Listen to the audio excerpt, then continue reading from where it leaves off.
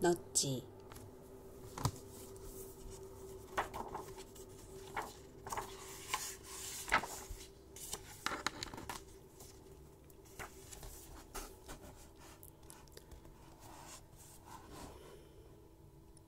포트폴리오 설계.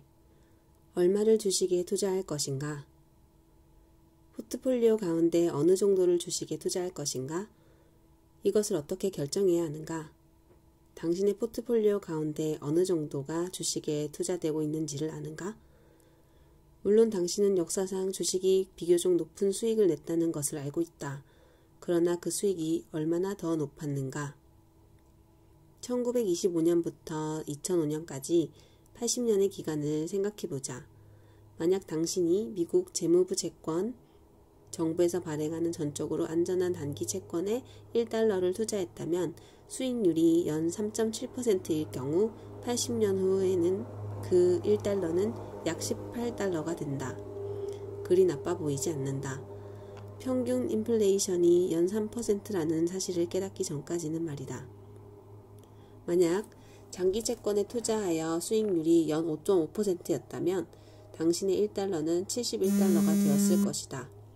훨씬 나은 수익률이다. 그러나 미국 최대 기업들의 지분을 보유한 뮤추얼 펀드에 투자했다면 당신의 1달러는 연 수익률 10.4%로 2,658달러가 되었을 것이며 포트폴리오를 비교적 작은 기업들도 광범위하게 구성했다면 훨씬 더 많은 돈을 벌었을 수도 있다. 경제학 용어로 주식은 보통주라고 하며 재무부 채권과 보통주 간의 수익 차이는 보통주 프리미엄이라고 부른다. 보통주 프리미엄은 주식 투자와 관련하여 비교적 높은 리스크를 감수하는 데 대한 보상으로 간주된다. 재무부 채권은 정부가 보증하기 때문에 본질적으로 리스크가 없는 반면 주식 투자에는 리스크가 따른다. 평균 수익률은 10%였지만 30% 이상 폭락한 해도 있었고 1987년 10월 19일 하루 동안 전 세계적으로 주가지수가 20% 이상 곤두박질 치기도 했다. 이콘들은 자신의 포트폴리오 가운데 주식에 투자할 액수를 어떻게 결정할까? 이콘이라면 노후소득에 대한 자신의 선호를 토대로 리스크와 수익 간의 트레이드 오프를 따져볼 것이다. 즉 25% 더 부유해질 가능성을 위해 15% 더 가난해질 리스크를 감수할 가치가 있는지 여부를 결정할 거라는 의미다.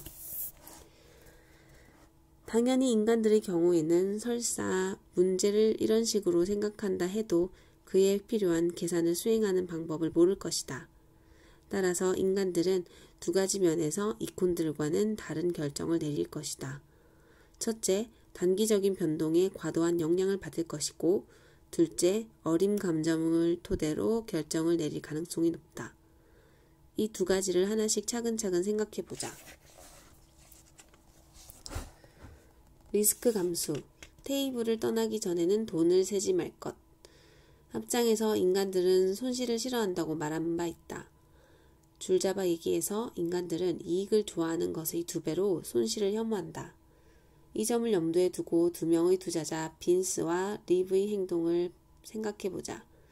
빈스는 주식 중개인이기 때문에 자신의 모든 투자에 대해 지속적으로 정보를 얻을 수 있다. 그는 하루가 저물면 습관적으로 그날의 이익이나 손실을 계산하는 프로그램을 실행시킨다.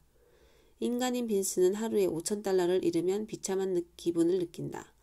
그 비참함의 수준은 $10,000 이상의 수익을 낸 날에 느끼는 행복감의 수준과 맞먹는다. 빈스는 주식 투자에 대해 어떻게 느낄까? 사실 그는 극도로 초조하다. 주가는 하루하루 올라가는 빈도수와 내려가는 빈도수가 거의 동일하다. 따라서 수익의 기쁨보다 손실의 고통을 훨씬 더 크게 느낀다면 주식 투자를 싫어하게 될 것이다. 이제 빈스를 릭과 비교해보자. 립은 빈스의 친구이자 고객이며 오렌 벤윙클 가문의 자손이다. 립은 의사를 찾아갔다가 자신이 오렌 가문의 전통에 따라 곧 20년간 잠들게 될 거라는 이야기를 듣는다. 의사는 그에게 편안한 침대를 마련하라고 일러주고는 그의 주식 중개인을 불러서 자산 분배가 적절히 이루어지도록 조처하라고 제안했다. 립은 주식 투자에 대해 어떻게 느낄까? 지극히 담담하다. 20년이면 주가는 거의 확실히 올라가기 마련이다.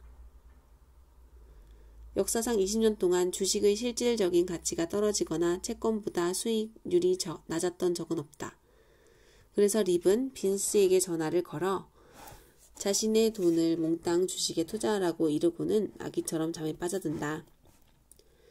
빈스와 립의 이야기가 주는 교훈은 리스크에 대한 태도는 투자자들이 자신의 포트폴리오를 점검하는 빈도수에 따라 달라진다는 것이다. 케니 로저스는 자신의 유명한 노래 도박사를 통해 이렇게 조언한다. 테이블을 떠나기 전에는 절대 돈을 세지 마세요. 게임이 끝나면 돈을 셀 시간이 충분히 있을 테니. 많은 사람들은 이처럼 훌륭한 조언을 저버린 채 주식에 거의 투자를 하지 않는다. 우리는 이것이 충분히 실수일 수 있다고 믿는다.